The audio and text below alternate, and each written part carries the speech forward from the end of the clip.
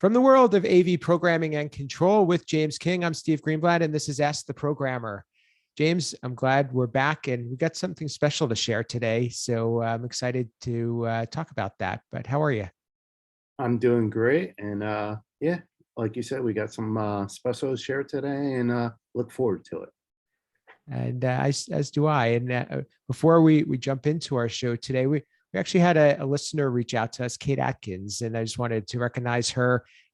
She is recently found Ask the Programmer, and she mentioned that she listened to our episode about whether you should be on site, and she had some thoughts. And thank you, Kate, for listening. And those of you out there, please know that this reaching out to us really means the world to us. We don't know that you're out there and that you're listening if we don't hear from you.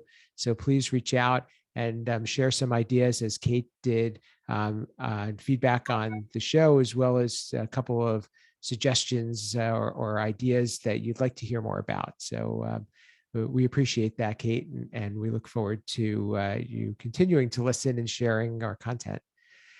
So James, kind of a big thing that's happened for you, and I'll let you share it with everybody. And we're going to use this as a launching point for our topic for today. Thank you, Steve. As you said, it's a big announcement. If you guys have been following me on social media, you will already know about this announcement. We kind of skated around the issue during one of our previous episodes, but I have taken on a new job. So I'm leaving my current school that I'm working for, and I'm now going to be a assistant director for classroom technology for UNLV out in Las Vegas, the School of Medicine. So it's kind of what leads us into our topic of talking about changing roles and knowledge dumping as you are also learning.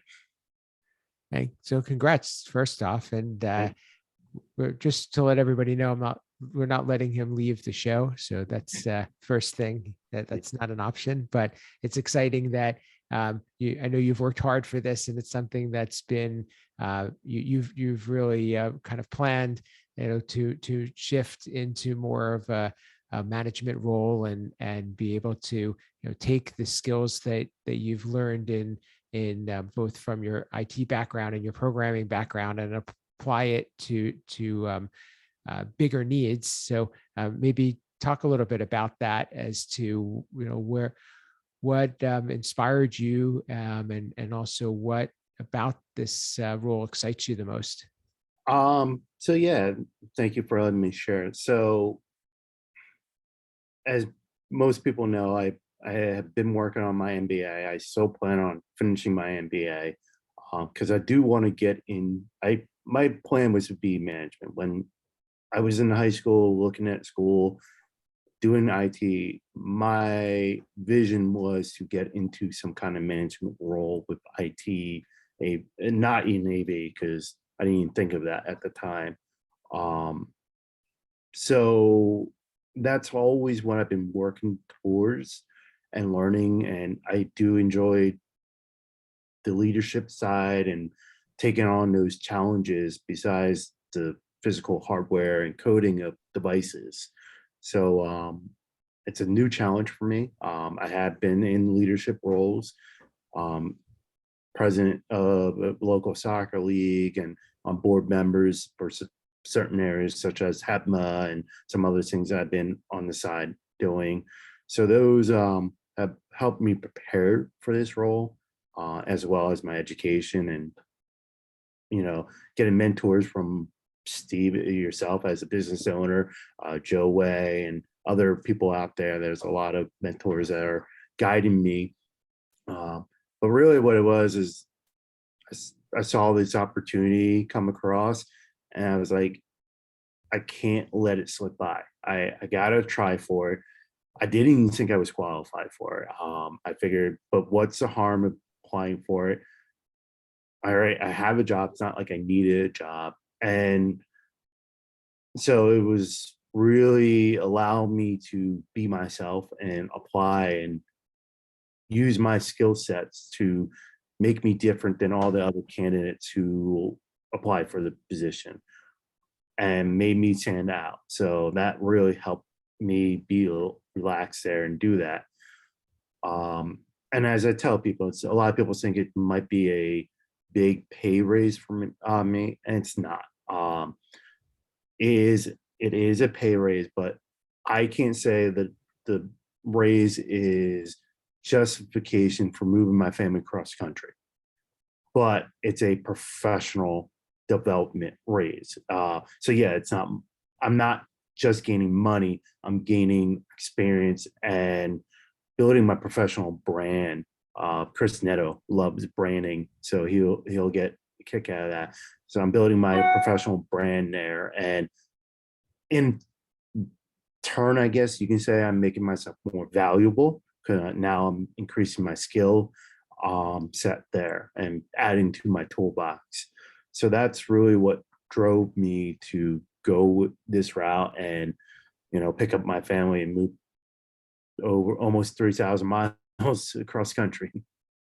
Absolutely. Now it takes, I think, not only a lot of guts, but also, a lot of motivation to do something like that, because some people are not necessarily inclined to take risk, and some others are not inclined to take on something that they haven't done before. So it's really exciting and impressive. And one of the things that we wanted to go with our discussion today is kind of use this as a stepping off point for what is it like to leave a role, but also come into a new environment where you want to take on responsibility, you want to apply your skills, you want to contribute, but you also have to be respectful because there's an existing culture and there's an existing way of doing things, and there's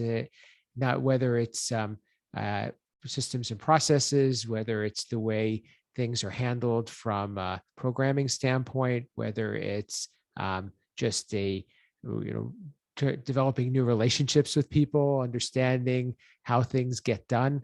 I know that you're not there yet, but what are some things that you're thinking of that maybe others in our audience can relate to when it comes to stuff like that? For me, it's hard because I can talk about that when it comes to dealing with clients, but I've been in the same position and I don't plan to change it for some time, but I've been in the, owning a business for 25 years. So it's, I'm probably not the best person to ask.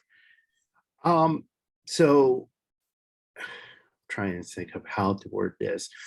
There's a lot to take into consideration. The biggest thing I'm so gathering, I would say I'm right now in the phase of gathering intel, gathering how their processes are being done, how the workflow is being done, and building what I can to make the proper informed decisions. The other things is not always work related, but also culture related. I mean, like I said, I'm moving almost 3,000 miles from the East Coast to the West Coast, Northeast West to the Southeast West. So there's a lot of culture changes. I do know, like, they tend to, in the like Las Vegas and Nevada area, they seem to really enjoy their downtime. Like, their own, when they're not working, they're outside playing, they're not thinking about work. Which me on the East Coast is a little different. Like, I'm a go. Even this week where I'm in this limbo stage, I was talking to one of the guys and about when I'm moving out, and I'm like, oh yeah, I'm flying out on Monday. I'm working until Friday. And he's like, well, you give yourself no break there. I'm like, yeah, I go stir crazy when I'm not doing something. I'm not like, busy moving around. If I'm not busy doing stuff, that's my personality. I'm a workaholic. So this is going to be a culture change for me to learn from that and not drive my personality, but to evolve that makes it best for the client. Sure. So if I understand this right, it's not about necessarily you changing the way you do stuff, but understanding how to adapt to your surroundings. So you could be you could be what you're comfortable doing. Maybe you do want to slow down or take it easier, or kind of get it more adapt to the to that West Coast vibe, as Uncle Richie says. But Yep. but you also, as long as you understand who you are, and that they may not be they may not be like you, so that you're going to have to figure out where is that meeting place. Yeah, you should never lose the sense of who you are, but you also don't want to drive down you should not expect people to come to what you are culture wise. You should it should be a balance. Sure. So yeah, your personality, you don't want to lose who you are, but you also don't want other people to change to meet you. So you almost like everyone has to blend and meld together, I feel. Because I could see you, and this is kind of where I can share a little bit of personal experience from dealing with clients and so forth. Even if you're brought in as maybe an expert in a certain area, you're brought in at a leadership role, knowing that you have to understand the people that you're working with, and know that coming in and trying to make immediate change and trying to impart your way of doing things is probably not going to be received very easily in the beginning. It has to be more of a gradual thing, and there needs to be trust built. And because I've seen it before too, even dealing with new leadership with clients, they may come in and they're going to have to either prove themselves, or they're going to have to try to make sure that they vet and understand who they're working with, so that there's a comfort level, and sometimes that creates friction. Yes, there is friction in any field, but I actually just heard this on a podcast yesterday. I think I was listening to it.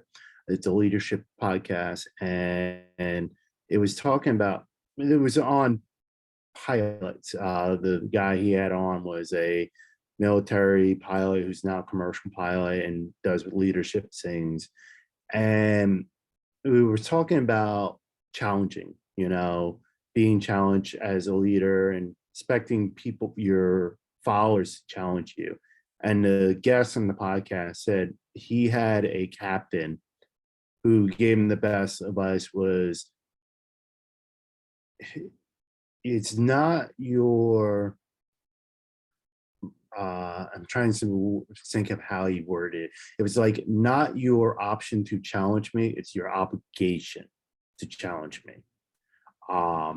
And that really kind of set there, like, you want people, like, especially if you're a new leader coming in and you're making all of these changes, you might get blind to how you're used to doing things. It might not be the right way of doing things.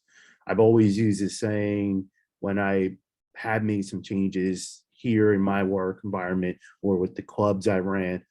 People would be like, well, we've been doing it this way for this long. My response would be like, just because you've been doing it for 22 years doesn't mean it's the right way. Like, there's always different ways of doing things. And so you have to evaluate all that. And you hope people will challenge you. And there's times where I know I've been in blinders and I'm like, nope, this is the way we do it. This is how we're doing it. And then someone's like, well, why?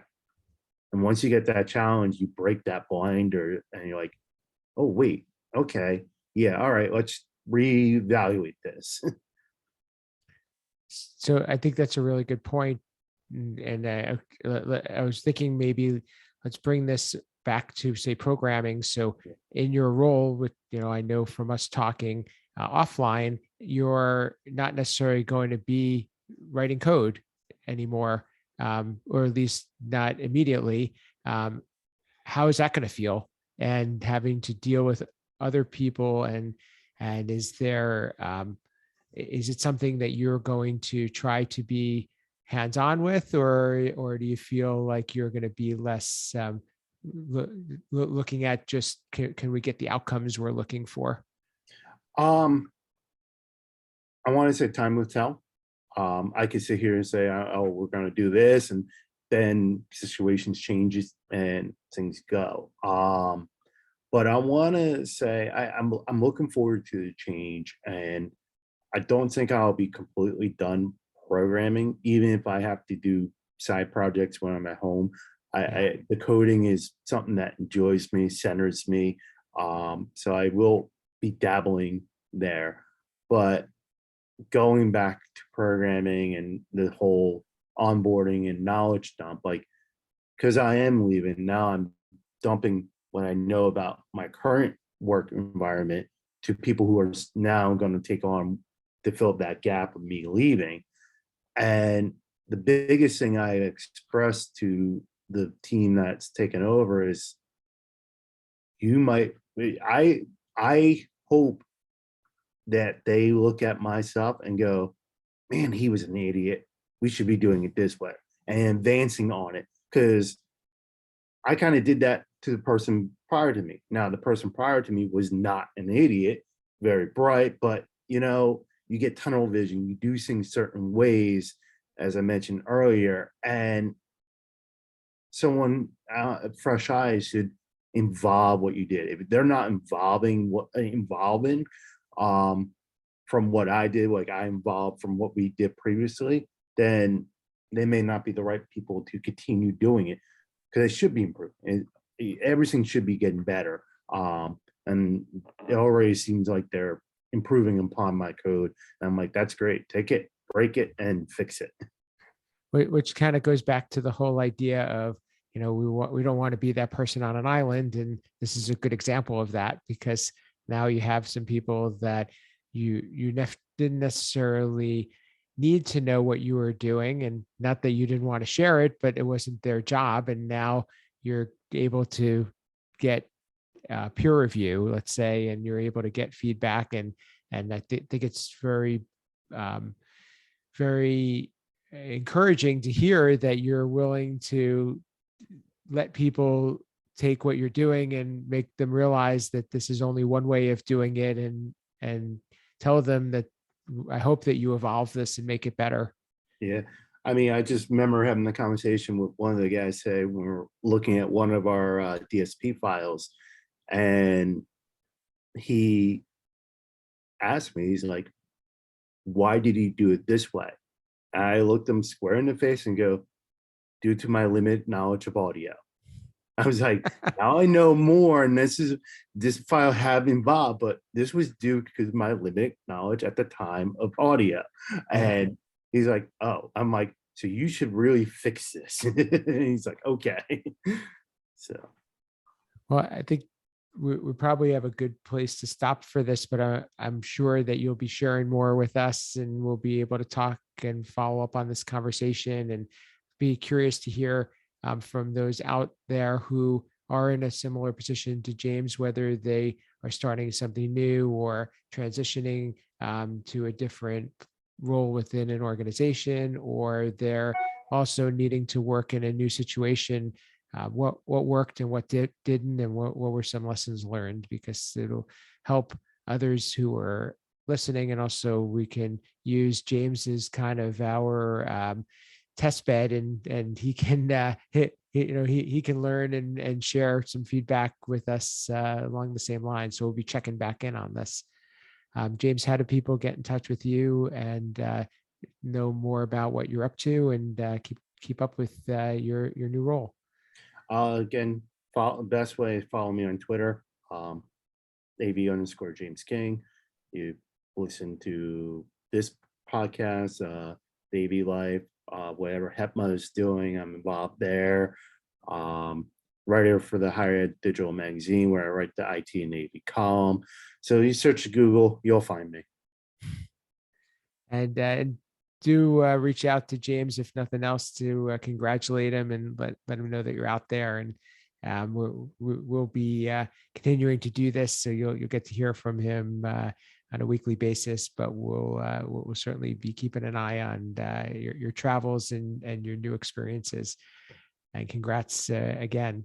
For me, you could reach me at Steve Greenblatt on social media, and I write for AV Network and also my company blog at controlconcepts.net. Also involved in the State of Control podcast. So you could check me out there with Rich Fregosa, who I mentioned earlier, Uncle Richie. That's on avnation.tv. But most importantly, we'd love to hear from you, and we'd love for you to send us a rating, give us feedback like Kate did, and just let us know that you're out there. Share an episode. It really would mean the world to us. So please do that. And that's what fuels us to keep doing what we're doing. And thanks for listening. And this is all we have for today. And this is Ask the Programmer.